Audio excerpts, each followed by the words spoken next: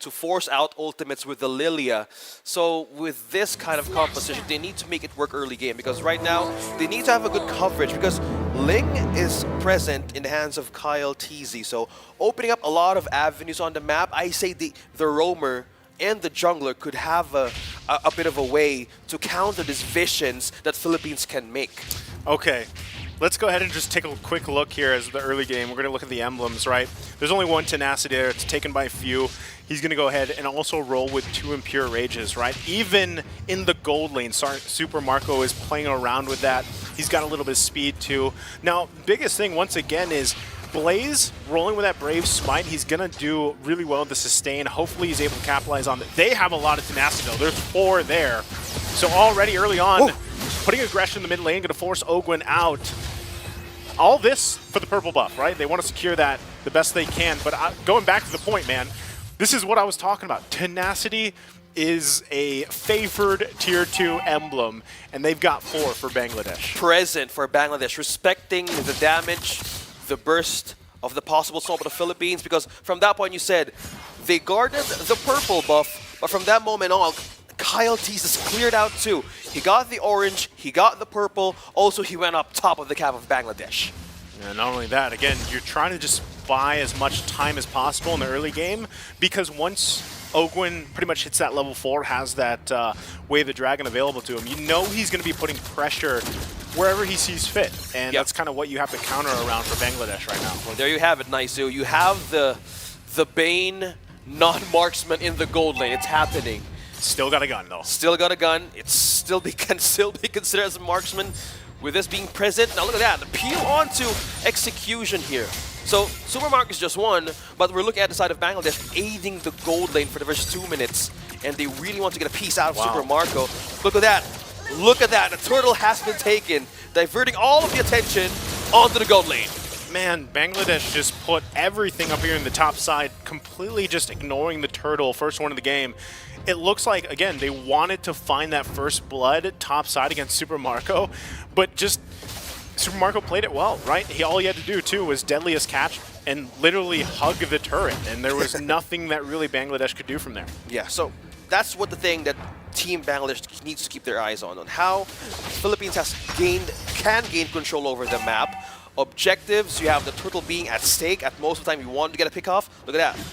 With the Shadow Stampede onto K7, Ogwin flickers out on half HP. Okay, still controlling that, but look at that. Distracting and diverting all the attention. Kyle TZ secures the purple. Okay, final slash gonna come through. No purple here available though. Still gonna be going. Tempest Blade's gonna be dropped now, forcing Mr. Ray back. First blood for Flap TZ. Able to get it. The Cult Altar also expended quite low under the tier 2 flicker. Not gonna be enough here to get away. Already Philippines getting a lead 2-0, 3 minutes in. Wow, that's one thing that how they would need to see in those kinds of initiations from Team Philippines, right? They have the counter, they have ways to force out members of Philippines right now. So the problem is, if they get caught in one corner, all the resources could be used like that. Flicker out! Flicker being used by execution. Expecting something could happen, but look at that. That's tough, right? Again, like you mentioned, getting resources out, even if it's just a Jikundo and you get a flicker, that is already a big loss here, right? So something you really have to be careful with. Ogwin, we know he likes to do that. Still going to be putting the pressure. There's the Way of the Dragon into few. Going to be no follow-up though, so should be able to just regen up, but they're losing some of the pressure, especially in the mid lane for now. What Bangladesh has to do here is just kind of, in a way, their answer to the aggression being put out, but at the same time, not give up the objectives if they can. Now, at this point, it looks like the second turtle is just going to go in the hands of Philippines once again. So really, what is the game plan here for Bangladesh? Well, you've said it right, okay? So if Bangladesh would really want to have a good winning condition, wait, Mr. Ray on half HP. Mr. Ray once again, all for the purple, not going to be able to get it. That's his second death here. Another purple going to be taken by the hands of Kyle TZ.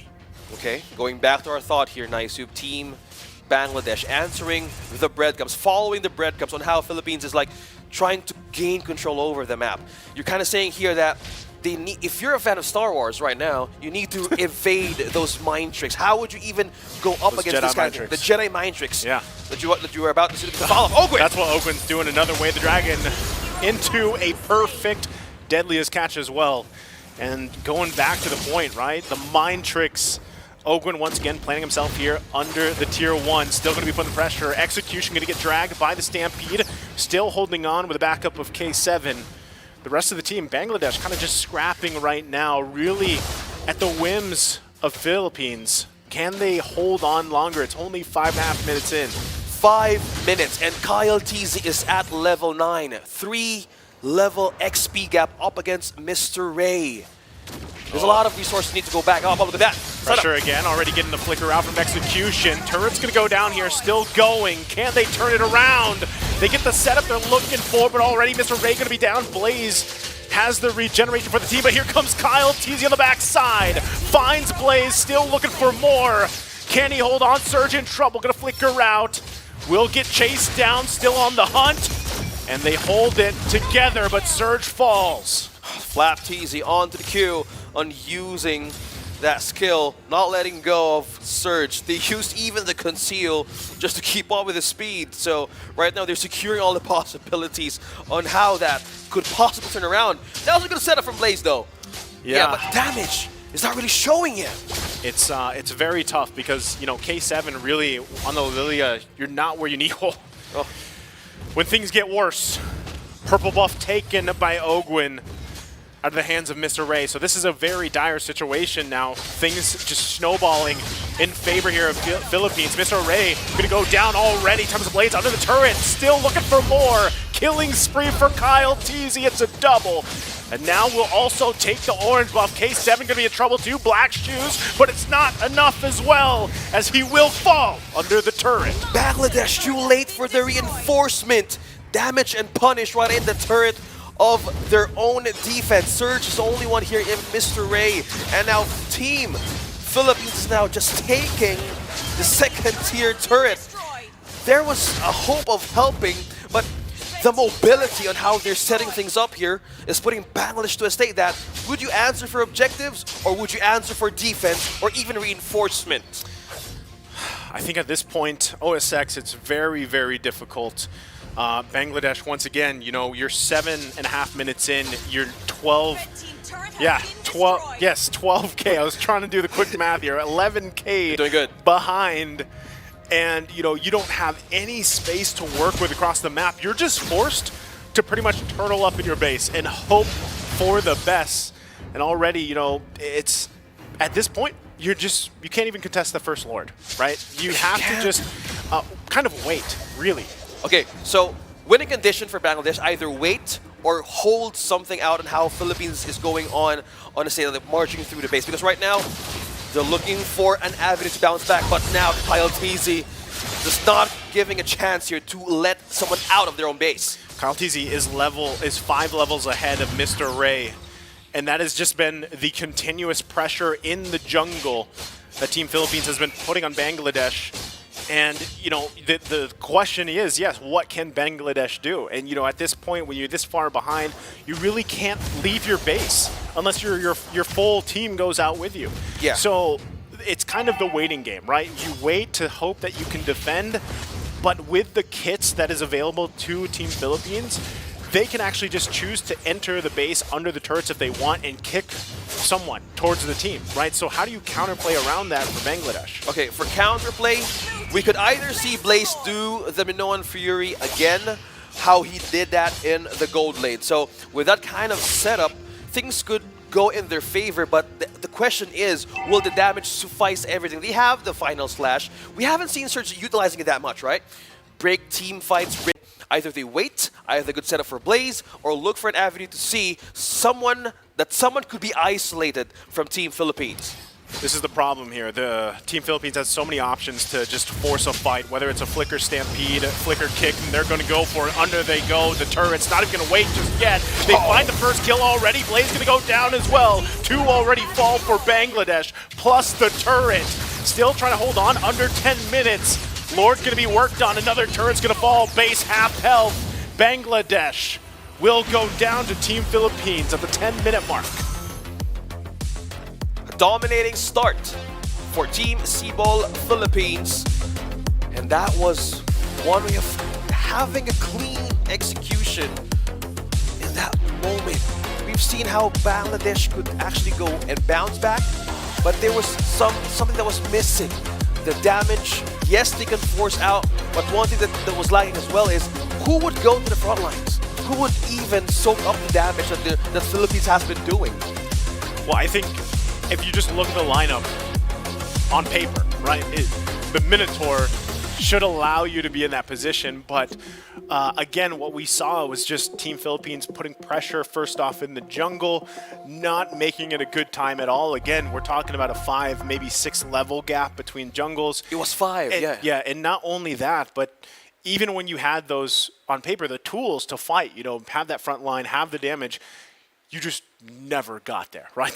Team Philippines didn't allow them to get there. And this is, again, going back to before we even got to the draft, we were wondering mentally, right? Like, how could Bangladesh kind of approach this series, approach this match against a team who obviously a lot of people are feeling like are very strong. And this game one already shows, right? It shows how strong and how prepared Team Philippines is.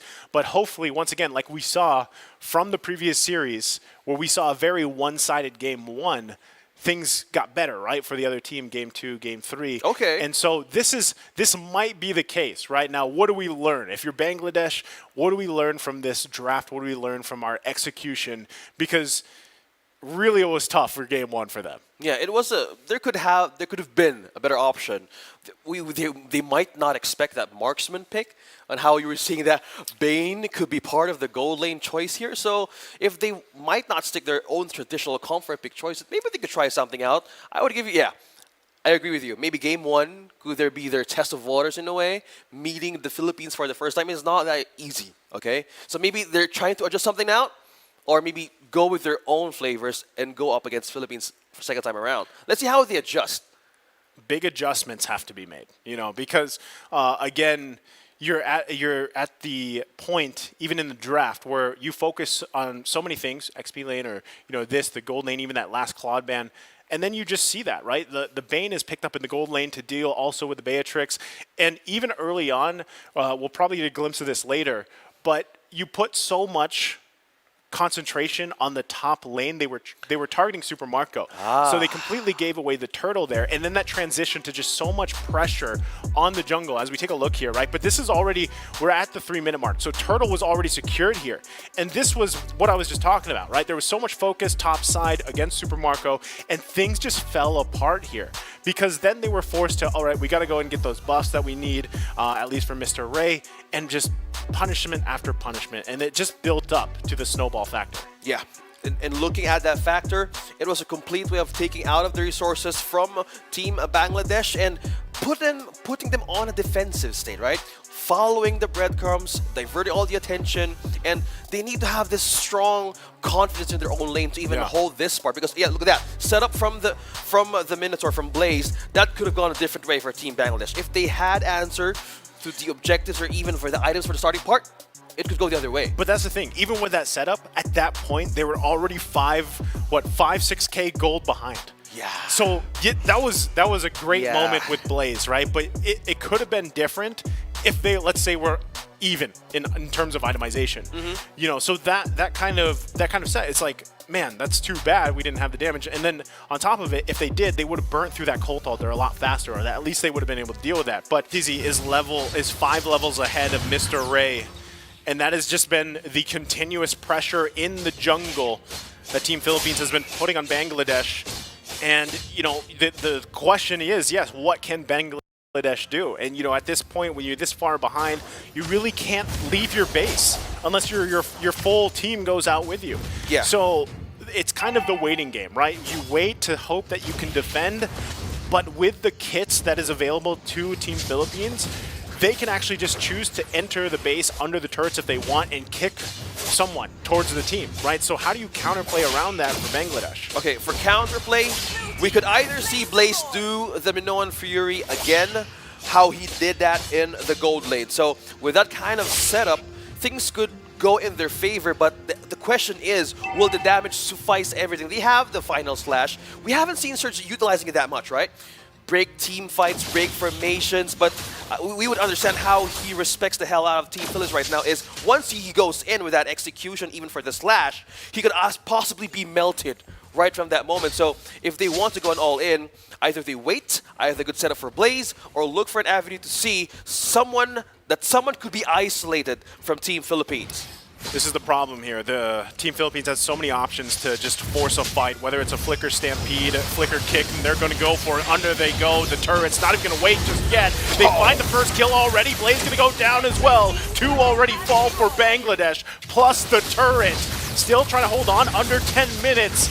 Lord going to be worked on. Another turret's going to fall. Base half health.